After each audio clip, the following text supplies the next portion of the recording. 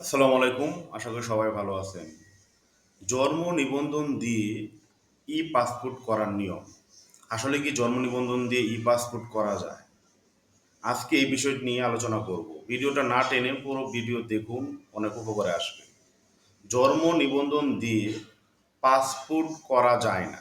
আপনি যদি পূর্ণবয়স্ক হন তাহলে কখনোই জন্ম নিবন্ধন দিয়ে পাসপোর্ট করতে পারবেন না। জন্ম নিবন্ধন দিয়ে আপনি পাসপোর্ট করতে পারবেন, এটা কখন?